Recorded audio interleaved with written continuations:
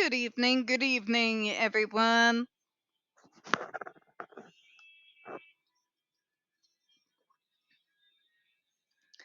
Welcome to another episode of Spilling Tea. I'm your host, Tiffany Daniels. We are going back to that horrible world known as the JRC, but before we do the usual disclaimers, first of all, if you see those little lights there, there's reason behind that. Also, why you get such an up close and personal look of my own ugly mug. My apologies. And that's because I got an absolutely gorgeous candelabra from work. And I put in these thingies right here. These little thingies, if I turn it off, right, right, this is how those of us who like candlelight and are slightly obsessed with it survive when you got landlords. And it's sitting right behind my computer because even though it's supposed to be a dining room piece, I'm putting it on my coffee table because I want to. All right, folks, to the disclaimers. If you are unfamiliar with the Stop the Shocks campaign or the campaign against the troubled teen industry, you're going to find all the pertinent links right there in the description box. Please, in particular, take note of the article written by NeuroClastic, a very small non for profit that was started by autistics for autistics. In it, you're going to read and basically, it was a survey of over 900 ABA professionals in regards to the JRC's so called behavior modification program. Judge Rotenberg Educational Center doesn't want you to read it so much. They threatened NeuroClastic with a defamation lawsuit. They did not remove it from the website. NeuroClastic has refused, folks. You know the drill. Read the article, share on all your social media. Also linked in there is their public statement regards to the defamation lawsuit threat, as well as a link to their GoFundMe. We are crowdfunding just in case the JRC ever does see through with that threat. All right, folks, trigger warning time. Number one, if you. Oh my, for crying out loud. I'm sorry, folks. I'm tired. I feel like I've been ran over by 3 trucks. I'm sorry. It's been that kind of week, all right? Bear with me. Blah, blah, blah, brain. All right. So, folks, when we talk about places like the Judge Rotenberg Educational Center, an agape boarding school for boys, you're going to hear vivid descriptions of and catch clips of surveillance footage of people with mental health issues and disabled people being tortured and abused. If you do got young ones present, please go ahead and utilize those headphones, all right? Number two, also in regards to this channel, my god, I cannot brain today. For the life of me, I cannot brain. All right? I literally, my last caller, I had to explain why a non-adjustable link chandelier was non-adjustable. Send help.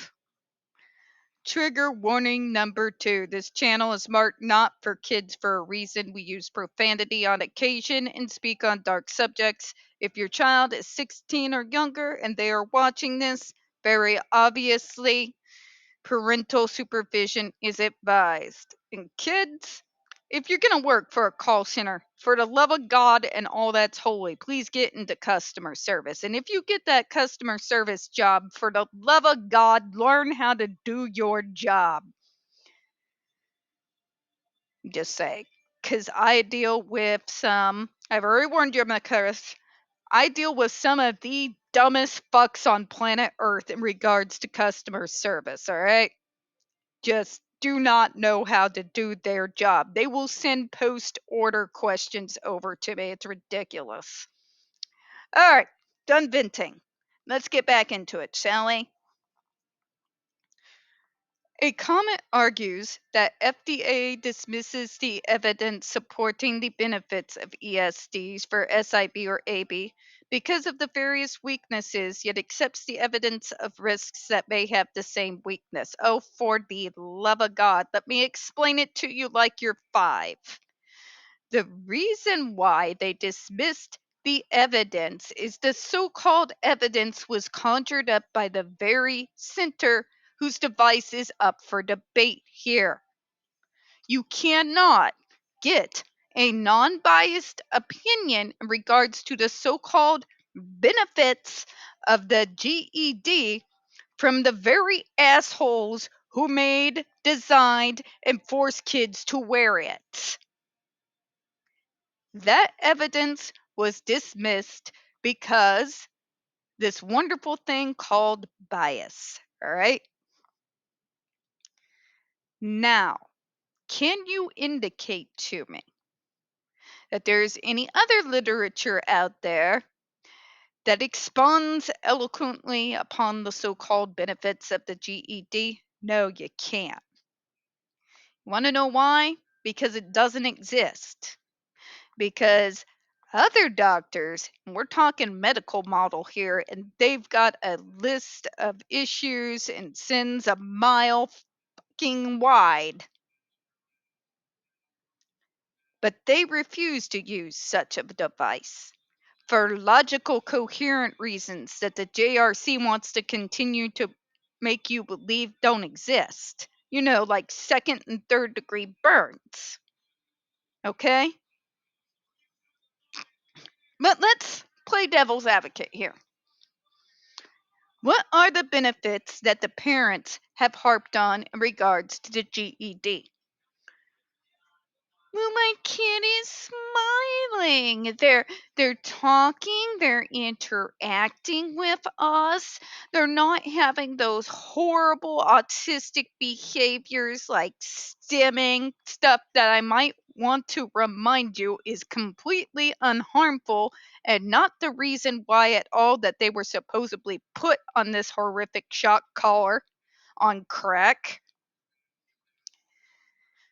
But this is some of the shit we've waded through. Yes, yes, yeah.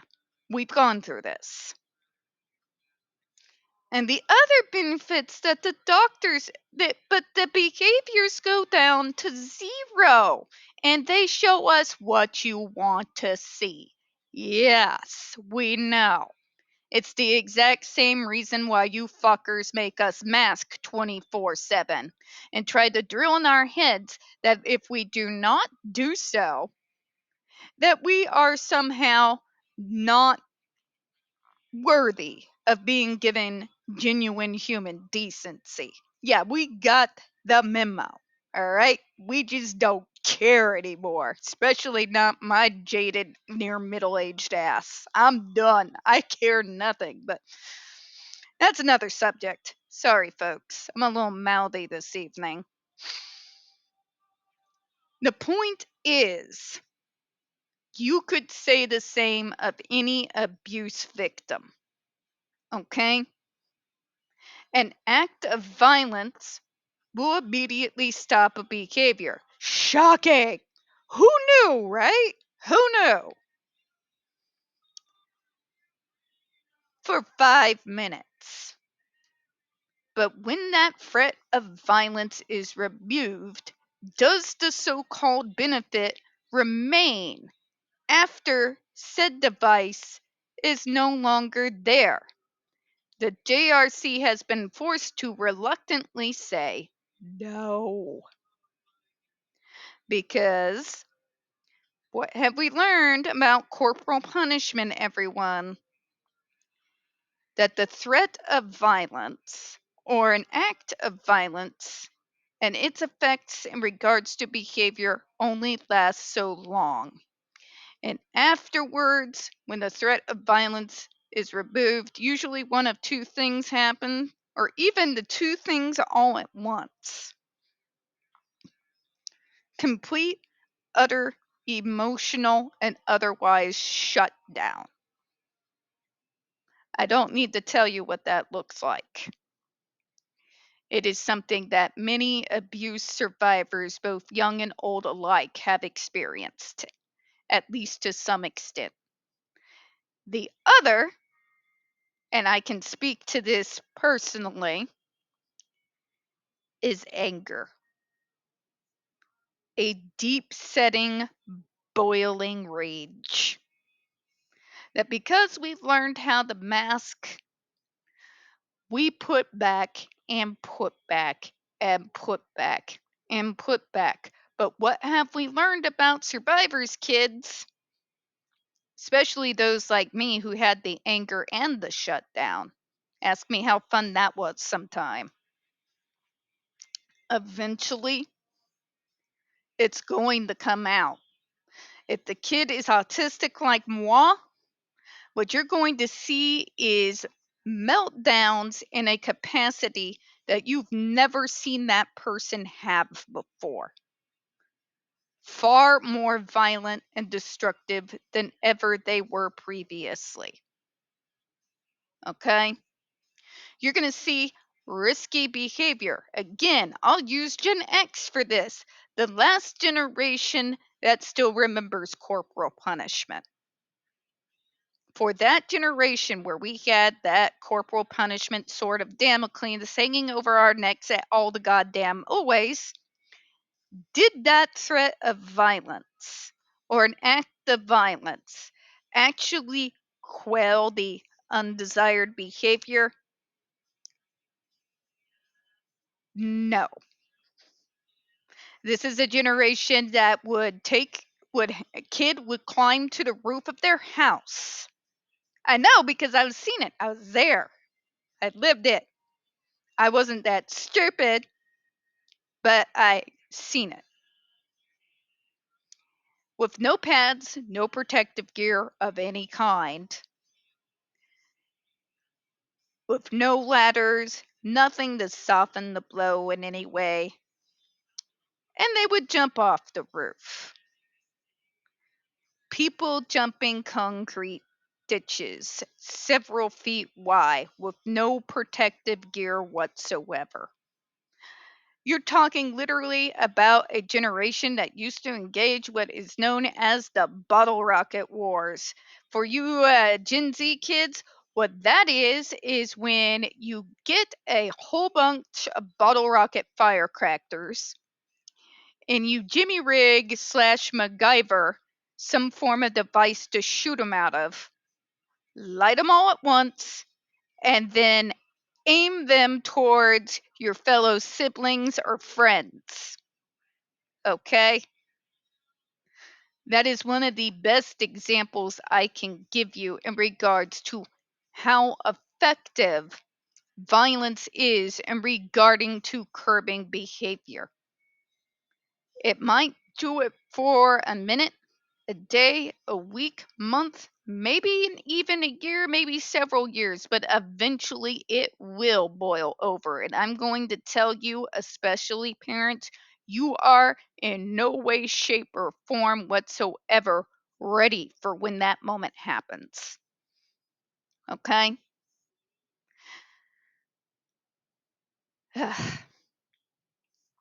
There are better treatment programs out there, including the person centered treatment program that doesn't focus like ABA does in trying to force us to pretend to be neurotypical so people will like you.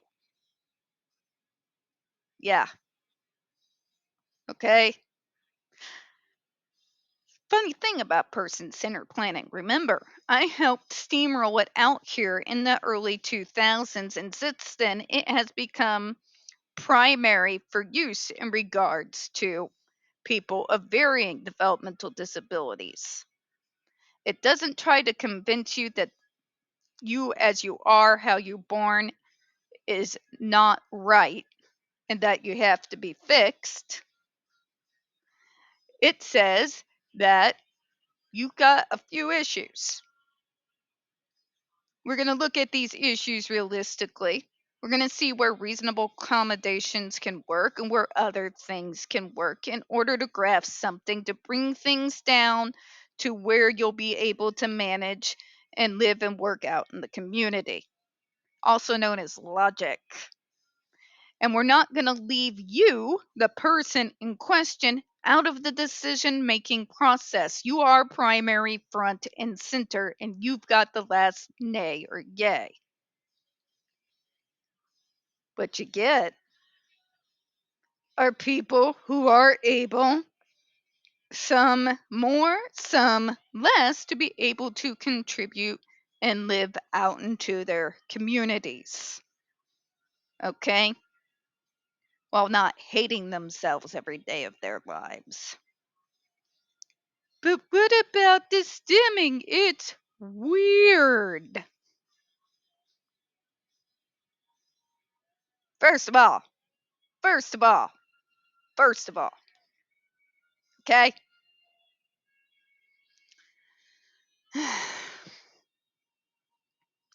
We do not exist to mold ourselves into a form that is most pleasing to others. Nor should our worth be based on how well we can mask and pretend to be quote unquote normal. And also, let me bust the bubble here. Not a single one of us is normal. Everybody's got some shit, all right? I've been around too long and have seen too much and have lived through too much. Okay? So, getting back to my point, I went ranting a little bit longer than I anticipated. Getting back to the point here, they're dismissing JRC propaganda as evidence, as they should, because that evidence cannot be corroborated or backed by any respected institution or research center in any country. The reason why it cannot be replicated is because the literal rest of the medical worldwide model refuses to engage in such tests to gauge the so-called benefits because it's unethical as hell, and that's a mild statement on it. Okay? It's very simple. The risks outweigh the benefits by a fuck ton. The so-called benefits can, do, and are achieved every day all around the world with millions of neurodivergent and otherwise developmental disabled folks by not inflicting violence. And don't give me that medicine bullshit. It's violence on the person of the disabled person in question. Okay? That is why you can't just sit there and make a statement, well, you dismiss the evidence. It's not dismissing the evidence. It means that the so called evidence doesn't exist. What you have in your hand, Karen, is a pack full of lies brought up by Kool Aid drinking parents and greedy doctors, nurses, and staff. All right. We're going to close on that and get into the statement on the next video, folks. We don't get very many views on this channel. The few that we do tend to get removed from time to time. So, folks, please don't forget to hit the like button, hit subscribe, and don't forget to hit those comments. I do appreciate your time. And as always, folks, we here at Spilling Tea hope you have a good one. I'll see you in a minute.